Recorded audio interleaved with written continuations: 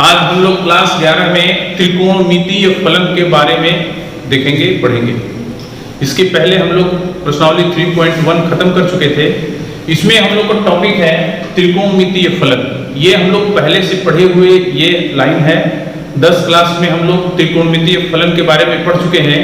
हम लोग जानते हैं कि त्रिकोणमितीय फलन 6 प्रकार का होता है: साइन, कॉस, टेन, सेक, कोसेक और कॉट। यानी कि 6 त्रिकोणमितीय फलन होता है। उसी त्रिकोणमितीय फलन के आधार पर यहाँ पर हम लोग कुछ सूत्र देखेंगे कि कैसे ज्ञात होता है।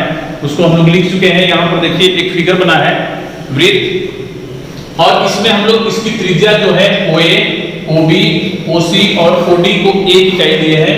तो वही यहाँ पर लिखे हैं हम OP 1 इकाई। यानी केंद्र को वृत्त पर के किसी भी बिंदु को मिला देने से वो त्रिज्या ही होती है। तो भले यहाँ मिलाए या यहाँ मिलाए, दोनों एक ही चीज है, यानी कि इकाई त्रिज्या का वृत्त है। ठीक है। यहाँ पर हम लोग 3-4 बिंदु लिखे हैं A, B, C, D, जो कि A जो है वो x अक्ष पर है। तो x अक्ष पर का नियामक हम लोग जानते हैं 1, 0 होगा। यदि केंद्र से यहाँ तक की दूरी 1 है तो 1, 0 होगा। ये इसका नियामक y अक्ष पर है तो 0, 1 होगा। x के निगेटिव अक्ष की ओर है तो -1, 0 होगा, और ये y अक्ष के निगेटिव की ओर है तो 0, -1 होगा। ठीक है। यहाँ से हम लोग जानते हैं कि इसमें 4 चतुर्थांश बन रहे हैं। हम लोग पहले से पढ़े हुए हैं। ये प्रथम चतुर्थांश है, ये द्वितीय चतुर्थांश है, ये तृतीय चतुर्थांश है, और ये चतुर्थ चतुर्थांश है, यानी कि first, second, third and fourth quadrant. ठीक है। तो यहाँ पर हम लोग देख रहे हैं कि एक बिंदु हम लोग इस पर P A B लिया है। पहले देख लीजिए क्या लिखे हैं। माना कि वृत्त की त्रिज्या 1 इकाई, केंद्र मूल बिंदु 0, 0 यहाँ पर दिखाई दे रहा है आप लोगों को, तथा वृत्त पर कोई बिंदु P A B है, और AOP बराबर हम लोग x लिए हैं, और चाप AP की लंबाई भी हम लोग x लिए हैं, तभी केंद्र पर x रेडियन का कोण बन रहा है। ठीक है। अब ध्यान दीजिए यहाँ पर कि हम लोग यहाँ पर PAB लिए हैं। P से हम लोग x अक्ष पर लंब डाल देंगे तो वहां से केंद्र तक की दूरी x नियामक के बराबर होगी, क्योंकि x पर है, और यहाँ से P से M तक की दूरी b होगी, यानी कि इस दूरी को हम लोग b भी लिख सकते हैं। ठीक है। यहाँ पर यदि समकोण त्रिभुज का प्रयोग करते हैं, लिखते हैं हम लोग समकोण त्रिभुज PMO में हम लोग जानते हैं पाइथागोरस थ्योरम, कर्ण स्क्वायर बराबर लंब स्क्वायर प्लस आधार square.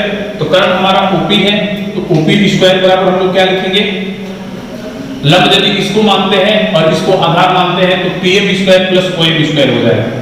PM square plus OM square हो जाएगा। ठीक है।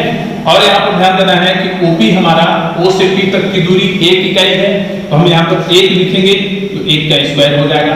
PM हमारा क्या है, देख लीजिए B है, और OM A है, तो यहाँ पर हम लोग B square plus A square कर देंगे, या हम लोग इसको लिख सकते हैं A square plus B square बराबर 1। इसको हम लोग समीकरण 1 कर देंगे। ठीक है। अब हम लोग इसी समकोण त्रिभुज में फिर लिखते हैं। ध्यान दीजिएगा, हम लोग पढ़े हुए हैं 10 क्लास में कि यदि हम लोग cos x या sin x लेते हैं, जैसे चलिए sin x ले लेते हैं, तो sin x बराबर हम क्या लिखेंगे, देखिए इसी को एंगल को हम लोग लिए हुए हैं। तो sin x बराबर क्या होता है, लंब बटा में कर्ण। तो लंब कौन सी होती है इसकी, तो इसके सामने वाली भुजा लंब होती है, तो लंब बटा में कर्ण, यानी कि PM बटा में OP यहाँ पर हम लोग लिख देंगे PM बटा में OP, और PM हमको B मिला है, OP 1 मिला है, तो B बटा में 1 कर देंगे, इक्वल टू B मिल जाएगा, यानी कि B का वैल्यू हमको प्राप्त हो गया। और cos x यदि लेते हैं उसी त्रिभुज में cos x, तो ध्यान दीजिएगा cos x यदि लेंगे तो क्या होता है, आधार बटा कर्ण।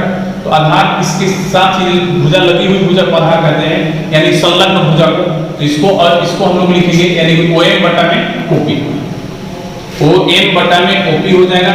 और OM आपका देख लीजिए A है और OP 1 है, तो ये A मिल जाएगा। यही A और B का मान यदि 1 में हम लोग रखेंगे तो क्या मिलेगा, 1 से A का मान रख दीजिए यहाँ पर cos x, तो क्या हो जाएगा cos x का होल स्क्वायर, प्लस B का मान रख दीजिए sin x, तो sin x का होल स्क्वायर इक्वल टू 1। यानी हमको ये जो सूत्र हम लोग 10 क्लास में सिद्ध किए हुए थे, cos square x plus sin square x equal to 1, वो यहाँ पर भी देखिए प्राप्त हो गया। हम लोग 10 क्लास में हम लोग सूत्र दूसरे तरीके से इसको सिद्ध किए थे। यहाँ पर हम लोग क्वाड्रेंट के हिसाब से हम लोग सिद्ध किए हुए हैं, वृत्त पर कोई एक बिंदु लेकर के हम लोग सिद्ध किए हुए हैं यहाँ पर। तो ठीक है। यहाँ पर ध्यान दीजिएगा, किसी भी कोसाइन यानी कि cos फलन का स्क्वायर और sin फलन के स्क्वायर का योग हमेशा 1 होगा। कब, जब ये दोनों x सेम रहेगा, एंगल सेम रहेगा तब। ठीक है। इसके बाद हम लोग को यहाँ पर देखेंगे, लिखेंगे यहाँ पर कि कोण AOB देखिए तो क्या है, AOB ये 90 डिग्री का, प्रत्येक जो चतुर्थांश होता है वो समकोण होता है, तो यहाँ पर हम लोग AOB बराबर लिखेंगे π/2 या 90 डिग्री, ध्यान दीजिएगा। फिर AOC बराबर क्या लिखेंगे, एंगल AOC बराबर पाई, क्योंकि एक सीधी रेखा 180 डिग्री का निर्माण करती है, या 90 डिग्री और ये 90 डिग्री मिलके कितना हो जाएगा 180 डिग्री, तो AOC बराबर हमको मिल गया, ठीक है। फिर देखिए अब ऐसे चलेंगे, ऐसे तो AOD यानी कि ये बाहर वाला एंगल मापेंगे, तो एंगल AOC बराबर हमको क्या मिलेगा, ये जो इसमें 180 में 90 जोड़ लीजिए 270 यानी 3π/2। रेडियन में हम लोग लिख रहे हैं, अभी हम लोग पीछे पढ़ चुके हैं रेडियन में कोण को लिखना, तो यहाँ डिग्री में ना लिख करके हम रेडियन में लिख रहे हैं 3π/2, यानी कि ये जो एंगल हम लोग लिखे हुए हैं ये प्रतिवर्ती एंगल भी कहलाता है, ठीक है। AOD जो लिखे हैं ये अंदर का हो जाएगा, और इसके बाहर वाला इसे प्रतिवर्ती भी कह सकते हैं, यानी कि प्रतिवर्ती भी हम लोग यहाँ पर लिख सकते हैं। प्रतिवर्ती के मतलब बाहर से उस कोण को मापेंगे हम लोग, ठीक है। अब यदि यहाँ पर ध्यान दीजिए कि यदि कोण A और से लेकर के और फिर एक चक्कर मार के फिर यहाँ पर हम लोग आ जाते हैं, तो उस स्थिति में वो कोण 360 डिग्री के बराबर हो जाता है। और यहाँ पर जो ये कोण हमको मिल रहा है π/2, π 3π/2 और ये जो पूरा चक्कर पूरा करने पर मिलेगा यानी कि 2π, तो उस स्थिति में हम लोग क्या लिखेंगे, तो ध्यान दीजिए AOA भी लिख सकते हैं उस कोण को जो 360 डिग्री है, इसे हम लोग चतुर्दांशीय कोण कहते हैं। तो हम लोग यहाँ पर लिख देंगे π/2 π 3π/2 और 2π को चतुर्दांशीय या वृत्तपादीय कोण भी कहा जाता है, या वृत्तपादीय कोण कहा जाता है, ठीक है। ये ध्यान रखना है। अब एक चीज हम लोग ये देखते हैं, एक चीज और देखते हैं इसमें, देखिए क्या है, हम लोग sin 0 डिग्री, ये देखिए ये एक अक्ष है, तो यहाँ पर एक अक्ष के साथ OA का कौन सा कोण बनेगा 0 डिग्री, तो ये 0 डिग्री का बिंदु है, ये 90 डिग्री का है, ये 180 का है, ये 270 का है, ये 360 का है। तो हम लोग यहाँ पर देख रहे हैं कि ये पहला जो मान होता है, ध्यान रखिएगा, जो यहाँ पर हम लोग ये पॉइंट में हम लोग बिंदु में लिखे हुए हैं पहला और दूसरा घटक यानी फर्स्ट एलिमेंट और सेकंड एलिमेंट, तो फर्स्ट एलिमेंट जो होता है 1 जो होता है वो cos का होता है, और जो सेकंड एलिमेंट होता है वो sin का होता है, ध्यान दीजिएगा। यानी कि यदि 0 है तो 0 लगा देंगे, तो हम लोग जानते ही हैं कि cos 0 का मान 1 होता है और sin 0 का मान 0 होता है, हम लोग पहले पढ़ चुके हैं। उसके बाद उसी तरह यहाँ पर आइए 90 डिग्री है, तो ये cos 90 का मान 0 हो जाएगा, sin 90 का मान 1 होता है, हम लोग पहले पढ़े हुए हैं। उसी तरह यहाँ पर आइए 180 है, तो sin 180 का मान हो जाए cos 180 का मान होगा -1, sin 180 का मान होगा 0। उसी तरह आइए 270 डिग्री पर cos 270 का मान 0 होगा और sin 270 का मान -1 होगा। उसी तरह आ जाइए यहाँ पर, तो sin 360 डिग्री, sin 360 डिग्री और cos 360 डिग्री हम लोग लिखेंगे।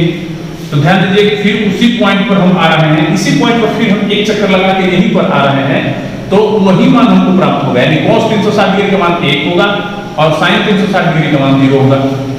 तो हम लोग देख रहे हैं कि यदि वृत्त का एक चक्कर लगा ले रहे हैं, तो 0 डिग्री वाला मान और 360 डिग्री वाला मान देख लीजिए दोनों सेम है, cos वाला cos के बराबर है, sin वाला sin के बराबर है। हम लोग देख रहे हैं इस स्थिति में हम लोग लिख सकते हैं कि यदि एक चक्कर पूरा करने के बाद या 2 चक्कर पूरा करने के बाद या 3 चक्कर पूरा करने के बाद या n चक्कर पूरा करने के बाद भी sin और cos के मान में कोई परिवर्तन नहीं होता है, तो हम लोग यहाँ पर लिख भी सकते हैं कि चूंकि n चक्कर पूरा करने पर sin जो होगा, ध्यान दीजिएगा, sin जो होगा वो 2n पाई, 2n का मतलब यहाँ पर हम लोग लिखे हुए हैं, ये चक्कर की संख्या है 2n का मतलब इसमें 0 रखेंगे, 1 रखेंगे, 2 रखेंगे, इसे चक्कर हमको प्राप्त होगा। तो 2n पाई प्लस x बराबर हमको sin x ही मिलेगा, यानी कि आप लोग देख रहे हैं कि sin 360 डिग्री और 0 डिग्री दोनों का मान सेम है, तो यहाँ इसका मतलब कि sin 0 के बराबर है, तो sin इसको हम यही हमारा एंगल है तो उसी एंगल के बराबर हो जाएगा। और यदि cos 2n पाई हम लोग लेते हैं तो हम लोग को इस स्थिति में भी cos x ही प्राप्त होगा, ये ध्यान रखना है, ठीक है। और उसी तरह बाकी त्रिकोणमितीय फलनों के लिए भी होता है, इस चीज को हम लोग याद रखेंगे। और इस वृत्त से यदि इकाई त्रिज्या की वृत्त है, वृत्त बना लेंगे तो इससे हम लोग को 0 डिग्री, 90 डिग्री, 180 डिग्री, 270 डिग्री और 360 डिग्री का मान हम लोग इसी से हमेशा याद रख सकते हैं। याद रखने का ये तरीका भी है कि यहाँ पर हम लोग 0 डिग्री के लिए cos 0 का मान 1, cos 90 का मान 0, cos 180 का मान -1, cos 270 डिग्री का 0 और cos 360 डिग्री का 1। उसी तरह sin 0 का 0, sin 90 का 1, sin 180 का 0, फिर sin 270 का -1, sin 360 का 0। ये याद रखना है, या हम लोग इसको लिख भी सकते हैं, तो आप लोग लिख लीजिएगा इसको, कोई दिक्कत नहीं है। चलिए इसमें हम लोग को दिया गया है, अच्छा चलिए पहले लिख लेते हैं, छोड़िए। अब यहाँ पर लिखते हैं, फिर अब ध्यान दीजिए यहाँ पर लिख रहे हैं sin 0 डिग्री और cos 0 डिग्री, ठीक है। पहला पॉइंट के लिए ये जो पॉइंट हम लोग लिखे हैं, तो sin 0 डिग्री बराबर ये sin का मान होता है ये cos का, तो cos वाला 1 लिख दीजिए, sin वाला 0 कर दीजिए। फिर लिखिए sin 90 डिग्री और cos 90 डिग्री, तो क्या होगा देखिए, sin 90 डिग्री का मान 1 है, cos 90 का मान 0 है। फिर उसके बाद हम लोग क्या लिखेंगे, sin 180 डिग्री यानी कि sin पाई भी लिख सकते हैं इसको, और cos पाई यानी कि cos 180 डिग्री। तो ध्यान दीजिएगा sin 180 डिग्री का मान 0 और cos का मान -1, ठीक है। फिर उसके बाद हम लोग लिखेंगे sin 270 डिग्री, 270 डिग्री को हम लोग 3π/2 भी लिखेंगे, याद रखिएगा, ऐसे भी लिख सकते हैं। और फिर यहाँ पर cos 270 डिग्री बराबर, अब ध्यान दीजिएगा 270 पर यहाँ पर ये cos का होता है, ये sin का, तो cos का 0 हो जाएगा, sin का -1 होगा, -1 0। फिर उसके बाद होगा sin 360 डिग्री और cos 360 डिग्री, cos 360 डिग्री हो जाएगा। तो अब देख लीजिए sin 360 का मान 0, cos 360 का मान 1, ठीक है। हम लोग देख रहे हैं, देखिए 1 0 1 0 -1 0, यानी कि sin का मान जो है वो -1 और 1 के बीच ही होता है। उसी तरह cos का भी मान 1 और -1 के बीच ही होता है। इसलिए याद रखिएगा कि sin और cos दोनों का न्यूनतम मान -1 होता है और उच्चतम मान 1 होता है।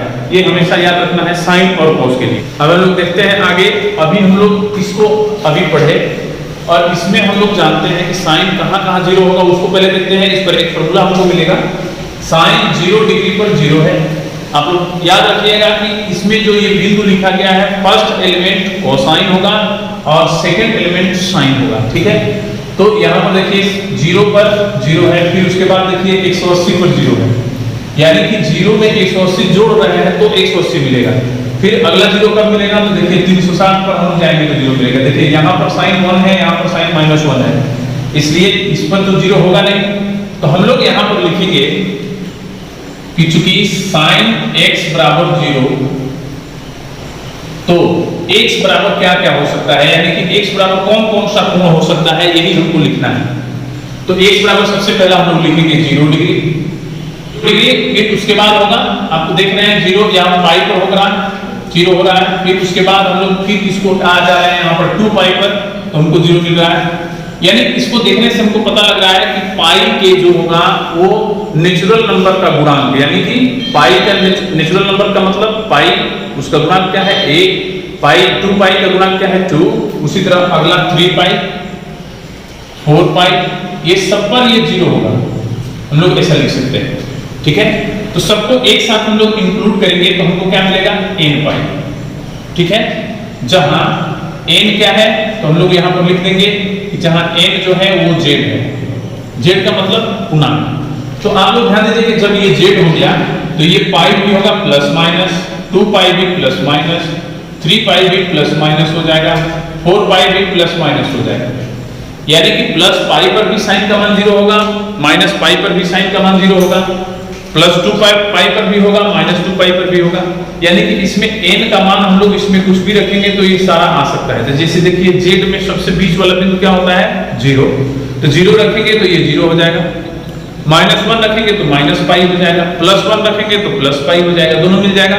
उसी तरह -2 रखेंगे तो -2 पाई मिलेगा, +2 रखेंगे तो +2 पाई मिलेगा। यानी कि सारा ये फलन जो भी है वो सारा इसमें प्राप्त हो जा रहा है, ठीक है। तो हम लोग याद रखिएगा कि यदि sin x बराबर 0 तो x बराबर n पाई होता है, पहला पॉइंट। दूसरा पॉइंट है हमारा cos x कब 0 होता है, ध्यान दीजिएगा x के किस मान के लिए 0 होता है। तो हम लोग देख रहे हैं यहाँ पर कि cos 0 पर 1 है लेकिन 90 पर 0 है, तो 90 पहला इसका यानी कि π/2 लिखेंगे। फिर उसके बाद देखिए 3π/2 पर 0 है यानी कि 270 डिग्री पर। और हम लोग यहाँ पर देख रहे हैं कि पाई का जो है यहाँ गुणज विषम संख्या है, इसका गुणज π/2 का 1 है, इसका π/2 का गुणज 3 है। तो अगला π/2 का विषम गुणज हम लोग 5π/2 लिखेंगे, फिर उसके बाद 7π/2 लिखेंगे, फिर उसके बाद 9π/2 लिखेंगे। इसी तरह ये हमारा बढ़ता चला जाएगा, ठीक है। अब ध्यान दीजिए यहाँ पर इसमें भी हम लोग प्लस माइनस लगाएंगे, क्योंकि प्लस पर भी उसका मान वो होगा 0 और माइनस पर भी उसका मान 0 होगा, ठीक है। तो ये ध्यान रखना है। और यहाँ पर हम लोग कौन सा फलन प्राप्त होगा, यहाँ पर कि ऐसा फलन हम लोग प्राप्त होगा जिसमें हम लोग n का मान रखें तो ये सारा बिंदु प्राप्त हो जाए।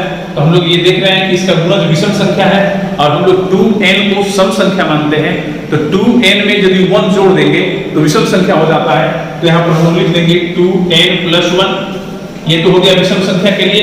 और किसका गुणज ले रहे थे π/2 का, तो π/2 यहाँ पर लिख देंगे।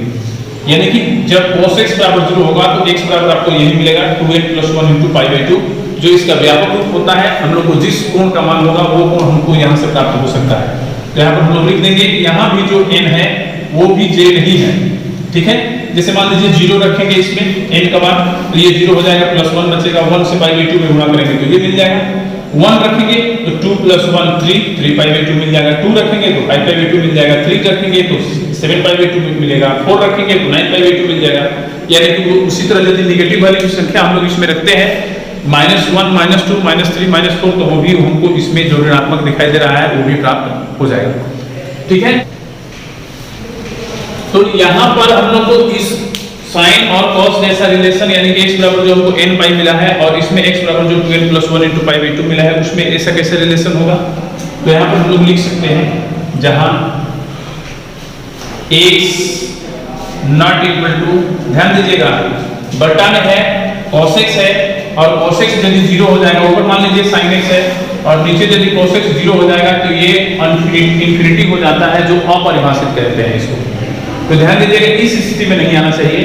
तो नहीं आने के लिए क्या करेंगे, cos x 0 के बराबर नहीं होगा और जब cos x 0 के बराबर नहीं होगा तो x not equal to 2n + 1 × π/2 होगा।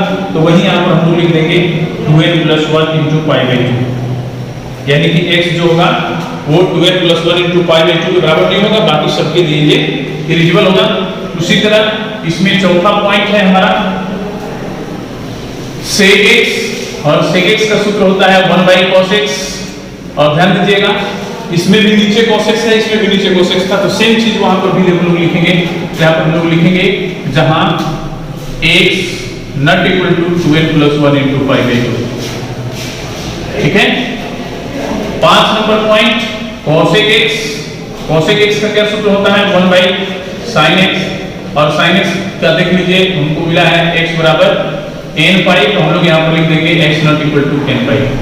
इसमें भी जो n लिख रहे हैं वो n एलिमेंट ऑफ z है, यानी कि z का ही वो अवयव है। 6 नंबर जो हम लोग लिख रहे हैं cot x, cot x का सूत्र होता है cos x बटा में sin x, और जहां हो जाएगा हमारा इसमें देखिए बटा में sin x है, यानी ये 0 के बराबर नहीं होना चाहिए। तो हम लोग क्या लिखेंगे यहाँ पर x not equal to n pi. अब ध्यान दीजिएगा cos x cot sec और tan का एक ही होता है, और इन दोनों का भी आप लोग देख रहे हैं कि अलग अलग है साइन और cos का। तो इसी के आधार पर हम लोग आगे क्वेश्चन भी बनाएंगे। क्लास 10 में हम लोग त्रिकोणमितीय फलनों के मान यानी 0 डिग्री, 30 डिग्री, 45 डिग्री, 90 डिग्री आदि पर हम लोग निकाल चुके थे। वही मान यहाँ पर भी हम लोग देखेंगे कैसे निकलता है। और यहाँ पर हम 10 क्लास में तो हम लोग सिद्ध करके देख ही चुके हैं कि 0 डिग्री का मान कैसे मिलता है, 30 डिग्री का मान कैसे मिलता है। यहाँ पर एक दूसरा तरीका से हम बता देते हैं आप लोगों की, ताकि ये मान याद करने में आसानी रहेगा। तो सबसे पहले हम लोग करेंगे क्या कि साइन वाला ये जो लाइन है इसमें हम लोग 0 लिखेंगे, 1, 2, 3 और 4 लिख देंगे। सब में 4 से भाग देंगे और स्क्वायर रूट में कर लेंगे इसको। सब में 4 से भाग देना है और स्क्वायर रूट में कर लेना है इसको। 4 से भाग देंगे और स्क्वायर रूट में कर लेंगे, ठीक है। याद रखिएगा कहां से रखना स्टार्ट किए थे हम लोग 0, 1, 2, 3, 4, ठीक है। 0 में 4 से हम लोग भाग देंगे तो हम लोग को 0 मिलेगा और इसका वर्गमूल हो जाएगा 0, यानी कि sin 0 डिग्री का मान 0 होता है, आप लोग को याद होगा। sin 30 डिग्री 1/1 का वर्गमूल 1 और 4 का 2 होता है, हम लोग जानते हैं sin 30 का मान 1/2 होता है। sin 45 2 का वर्गमूल नहीं मिलेगा, 2 ऊपर रहेगा अंडर रूट में और 4 का वर्गमूल मिल जाएगा, यानी कि ऐसे भी हम लोग या इसको हम लोग कटा देंगे, नहीं तो यहाँ पर भी कट जाता है, इसको कटाएंगे तो अंडर रूट 1/2 मिलेगा और 1 का वर्गमूल 1 होता है, 2 का वर्गमूल अंडर रूट 2 होता है और हम लोग जानते हैं sin 45 का मान 1/√2 होता है। उसी तरह sin 60 का मान √3/2 होता है, 3 का वर्गमूल नहीं निकलेगा। चलिए इसको हम लोग कटाएंगे तो अंडर रूट 1 मिल जाएगा और इसका वर्गमूल मिलेगा 1, यानी कि sin 90 डिग्री का मान 1 हो जाएगा। फिर इसी तरह cos को जैसे हम लोग 0 से 4 तक लिखे, ठीक cos में हम लोग उल्टा लिखेंगे, 4 3 2 1 और 0, इसमें भी सब में 4 से भाग दे करके स्क्वायर रूट में कर लेंगे हम लोग, उसी तरह सेम मिलेगा। और यहाँ पर हम लोग को याद करने में बहुत आसानी रहेगा इस चीज को कि हम लोग हमेशा इस मान को ज्ञात कर सकते हैं। तो ये मिलेगा हमको 1, तो 1 हो जाएगा, हम लोग जानते हैं cos 0 डिग्री का मान 1 होता है, ये हो जाएगा √3/2, cos 30 डिग्री का मान √3 होगा, ये इसको कटाएंगे तो 1/2 हो जाएगा और इसका वर्गमूल लिखेंगे तो 1/2 होगा, 1/2 होगा। sin cos 45 और sin 45 दोनों का मान सेम होता है, यहाँ पर हमको मिलेगा 1/2 cos 60 डिग्री का मान और यहाँ पर मिल जाएगा हमको 0, यानी cos 90 डिग्री का मान 0 होता है। एक चीज याद रखिएगा आप लोग, इसमें हम लोग को त्रिकोणमितीय फलन के मान जो हम लोग लिखते हैं, इसमें हम लोग को 0 से 90 डिग्री तक का मान यदि हम लोग याद कर लेते हैं तो काफी है, और उसमें sin और cos का ही केवल हम लोग को याद रखना है, बाकी की हमें जरूरत नहीं है। बाकी की जरूरत जब होगी तो हम लोग उसके व्युत्क्रम या उसके सूत्र की सहायता से हम लोग याद कर लेंगे। जैसे हम लोग जानते हैं कि sin और cos के अनुपात से tan बनता है और इन तीनों का व्युत्क्रम ये तीनों नीचे लिखा गया है, उसी सूत्र की सहायता से हम लोग इसका मान ज्ञात कर सकते हैं। तो tan 0 डिग्री बराबर क्या होगा, sin 0 डिग्री बटा में cos 0 डिग्री, sin 0 बटा में cos 0, और sin 0 का मान आप लोग देख रहे हैं कितना है 0 और cos 0 का मान 1, तो बराबर क्या मिल गया 0, यानी कि tan 0 का मान 0 होगा। उसी तरह tan 30 डिग्री का मान sin 30 डिग्री बटा में cos 30 डिग्री हम लोग लिख सकते हैं यहाँ पर। तो sin 30 डिग्री का मान हमको मिला है 1/2 और cos 30 का मान मिला है √3/2, ये 2 कट जाएगा तो क्या मिलेगा 1/√3, यानी कि tan 30 डिग्री का मान 1/√3 होगा। उसी तरह 45 डिग्री, तो sin 45 डिग्री बटा में cos 45 डिग्री हम लोग लिख लेंगे, और हम लोग देख रहे हैं कि sin 45 और cos 45 दोनों का मान सेम है, तो दोनों कट के 1 हो जाएगा, यानी कि 1/√2 बराबर 1 हो जाएगा। फिर उसी तरह sin 60 डिग्री बटा में cos 60 डिग्री हम लोग यहाँ पर लिख लेंगे, और यहाँ पर हमको देखिए sin 60 का मिल रहा है √3/2 और cos 60 का मिल रहा है 1/2, हम लोग 2 कटाएंगे तो इक्वल टू हमको √3 मिल जाएगा, यानी कि tan 60 डिग्री का मान हमको √3 मिलेगा। यहाँ पर होगा sin 90 बटा में cos 90, और हम लोग जानते हैं sin 90 का मान 1 है और cos 90 का मान 0, तो ये इसको क्या बोलते हैं हम लोग अपरिभाषित, इसको लिख देते हैं अपरिभाषित, ध्यान दीजिएगा अनडिफाइंड। अब देखिए ये तीन चीज तो हम लोग sin और cos की सहायता से ही हम लोग tan का भी मान ज्ञात कर लिए। अब इन तीनों का क्रमशः ये व्युत्क्रम है, tan का व्युत्क्रम cot है, cos का व्युत्क्रम sec है और sin का व्युत्क्रम cosec है। तो ठीक व्युत्क्रम हम लोग कर देंगे गुणात्मक व्युत्क्रम, तो उस स्थिति में हम लोग को जो मान प्राप्त होगा वो इन सब का मान प्राप्त हो जाएगा। तो जैसे देखिए 0 का व्युत्क्रम यानी कि 0/1 होता है, 0 को 0/1 लिखते हैं हम लोग, इसका व्युत्क्रम करेंगे तो 1/0 हो जाएगा, और 1/0 बराबर क्या होता है अपरिभाषित, इसको हम लोग यहाँ पर क्या इसका व्युत्क्रम होगा अपरिभाषित, इन्फिनिटी या अपरिभाषित भी हम लोग लिख लेते हैं, ठीक है। फिर उसी तरह यहाँ पर हम लोग इसका व्युत्क्रम कर देंगे तो √3 हो जाएगा, क्योंकि 1/√3 है, इसका उल्टा करेंगे तो √3/1 हो जाएगा, तो बट्टा में तो 1 लिखा नहीं जाता है, ये हो जाएगा। फिर यहाँ पर हम लोग आएंगे तो यहाँ पर हम लोग देख रहे हैं कि 1 मिल रहा है तो 1 का व्युत्क्रम 1 ही प्राप्त होता है। फिर उसके बाद यहाँ पर आएगा तो √3 के नीचे 1 छुपा है, उल्टा करेंगे तो 1/√3 हो जाएगा।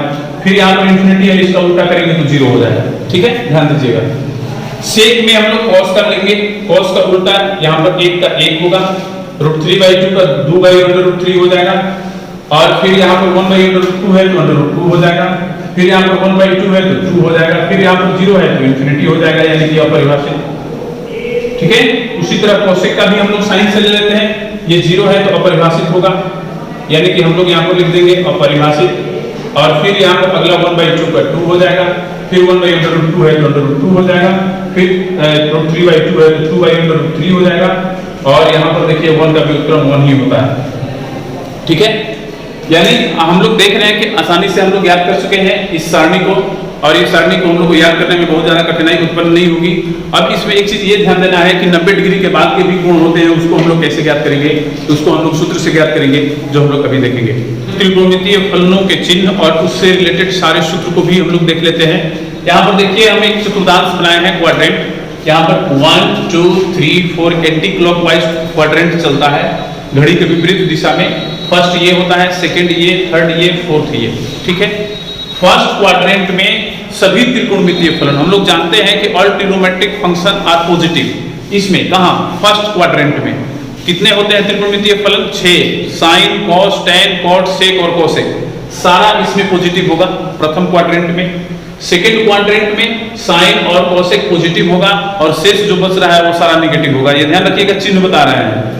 फिर उसके बाद तीसरा क्वाड्रेंट में टैन और कॉट पॉजिटिव होता है और शेष नेगेटिव होता है। ठीक है, फोर्थ क्वाड्रेंट में कॉस और सेक पॉजिटिव होता है और शेष नेगेटिव होता है। ठीक है, फर्स्ट क्वाड्रेंट 0 से 90 डिग्री तक, सेकंड 90 डिग्री से 180 डिग्री तक, थर्ड 180 से 270, और फोर्थ 270 से 360 डिग्री तक होता है। यदि हम लोग एक चक्कर लगाते हैं तो इससे आगे भी हम लोग को कोण का मान प्राप्त हो सकता है, लेकिन उसके लिए फिर से हमको परिक्रमा करनी पड़ती है, तब हम लोग को कोण का मान बढ़ता है। ऐसे हम लोग जनरली 360 डिग्री तक ही कोण लेते हैं। ठीक है, इसके बाद अब ध्यान दीजिएगा, इसमें देखिए सबसे महत्वपूर्ण चीज हम लिखे हुए हैं यहाँ पर कि फर्स्ट क्वाड्रेंट में ये 90 माइनस थीटा और 360 डिग्री प्लस थीटा का फंक्शन प्राप्त होता है। प्रथम चतुर्थांश का ही अंश है। कैसे? तो 90 से 1 डिग्री भी हम लोग घटा देंगे तो क्या हो जाएगा, 89 डिग्री, और 89 डिग्री ये 0 डिग्री और 90 डिग्री के बीच होता है। ठीक है, 360 डिग्री प्लस थीटा, 360 डिग्री में 1 डिग्री भी हम लोग जोड़ देंगे तो 361 डिग्री हो जाएगा, और 361 डिग्री के बाद जो 360 का एक चक्कर होता है, तो 360 के बाद जो भी डिग्री बढ़ेगा वो अगले क्वाड्रेंट में जाएगा, तो 1 डिग्री ही केवल बढ़ रहा है। इसका मतलब कि 0 से 90 के बीच 1 डिग्री आएगा, इसलिए 360 डिग्री प्लस थीटा का फंक्शन हम लोग को प्राप्त होता है फर्स्ट क्वाड्रेंट में। सेकेंड क्वाड्रेंट में हमको प्राप्त होता है 90 डिग्री प्लस थीटा और 180 डिग्री माइनस थीटा।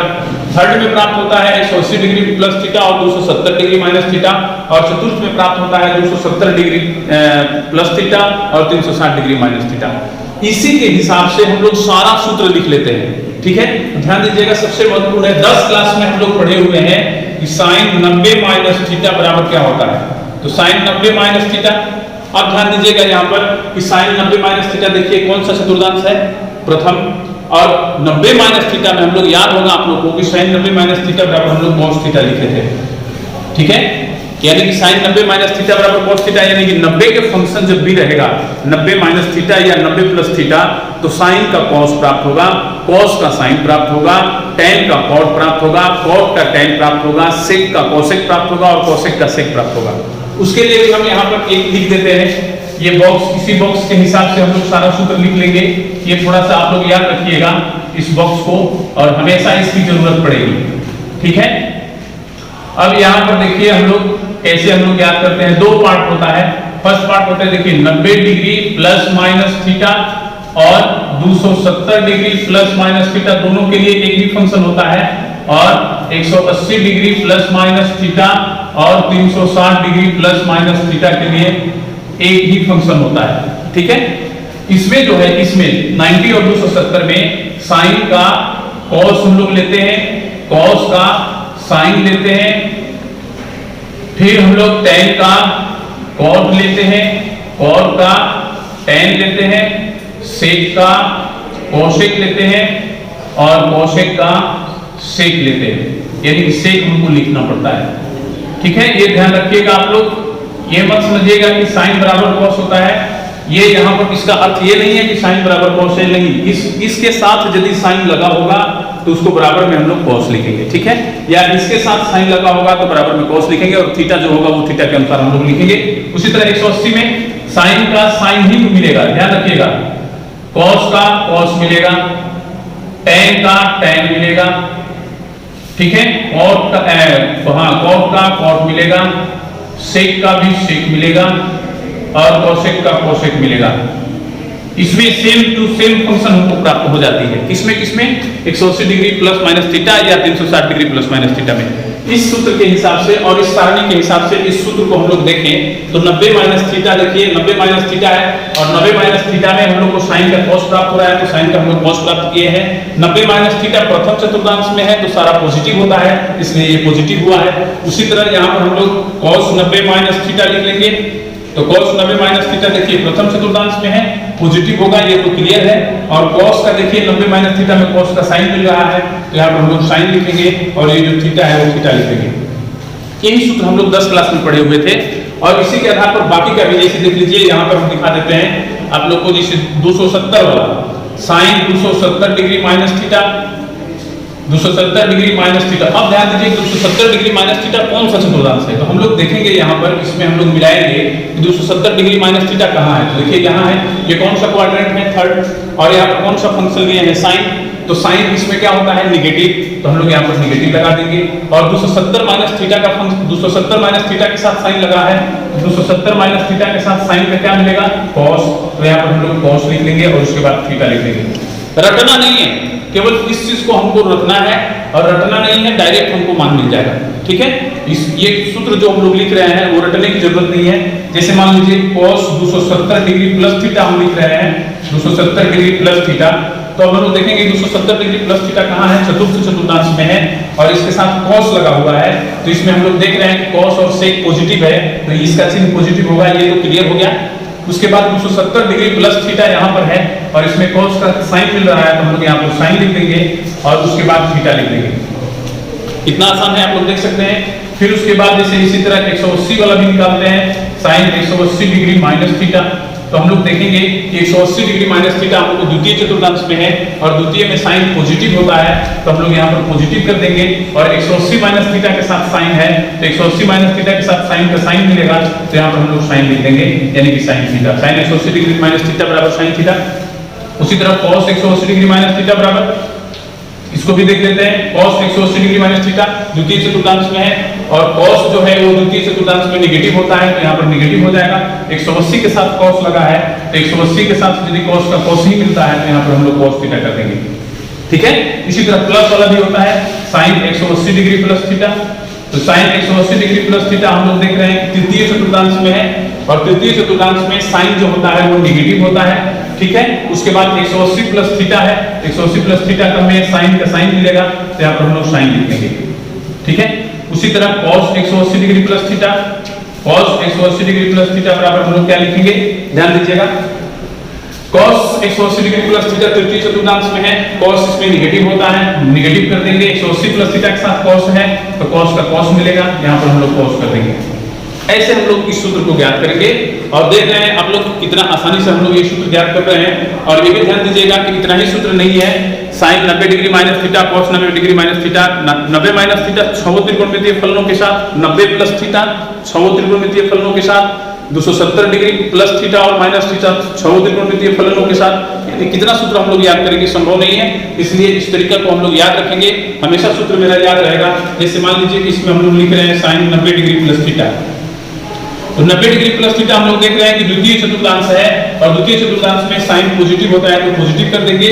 और साइन 90 प्लस थीटा के साथ साइन का क्या मिलेगा, cos, यहाँ पर cos थीटा हो जाएगा, ठीक है। उसी तरह cos 90 plus theta, cos 90 plus theta का हम लोग मान निकालेंगे, 90 प्लस थीटा इसमें है द्वितीय में और cos इसमें नेगेटिव होता है, तो नेगेटिव लिख देंगे। और cos का देख लीजिए, cos का क्या मिल रहा है, साइन, तो यहाँ पर हम लोग लिख देंगे साइन थीटा। उसी तरह यहाँ पर 270 प्लस थीटा हो ही गया। अब हम लोग लिखेंगे 360 डिग्री माइनस थीटा। अब देख लीजिए साइन 360 डिग्री माइनस थीटा, ये देखिए कौन चतुर्थांश है, 360 डिग्री माइनस थीटा हम लोग देख रहे हैं फोर्थ चतुर्थांश है और फोर्थ में साइन नेगेटिव होता है, तो यहाँ पर नेगेटिव कर देंगे। 360 माइनस थीटा में साइन का साइन मिलेगा, तो हम लोग साइन थीटा कर देंगे, ठीक है। उसी तरह cos 360 degree minus theta, 360 degree minus theta चतुर्थ चतुर्थांश में है और इसमें cos जो होता है वो पॉजिटिव होता है, तो पॉजिटिव होगा। 360 के साथ cos का cos मिलेगा, तो cos लिख देंगे और यहाँ पर थीटा कर देंगे, ठीक है। इसी तरह यदि हम लोग 360 डिग्री प्लस थीटा का मान लिखते हैं, तो 360 डिग्री प्लस थीटा बराबर, देखिए 360 डिग्री प्लस थीटा तुम्हारा आपका प्रथम चतुर्थांश है, और प्रथम चतुर्थांश में सभी पॉजिटिव होता है, तो ये पॉजिटिव तो होगा नहीं। फिर उसके बाद साइन का क्या मिलेगा, तो 360 के साथ साइन का साइन मिल रहा है, तो साइन लिख देंगे। यदि याद रखिएगा उसी तरह cos 360 डिग्री प्लस थीटा बराबर cos theta, tan 360 degree theta बराबर tan थीटा। आप लोग इसी के आधार पर सारा सूत्र हम लोग लिख सकते हैं, ज्ञात भी कर सकते हैं। तो ध्यान दीजिएगा इस चीज को, बहुत ही महत्वपूर्ण चीज है ये त्रिकोणमिति के लिए, ठीक है। आज के क्लास में हम लोग इतना ही देखेंगे। नेक्स्ट क्लास में हम लोग को जो बचा है वो 6 क्लास में हम लोग देखेंगे। आज के लिए इतना ही, धन्यवाद।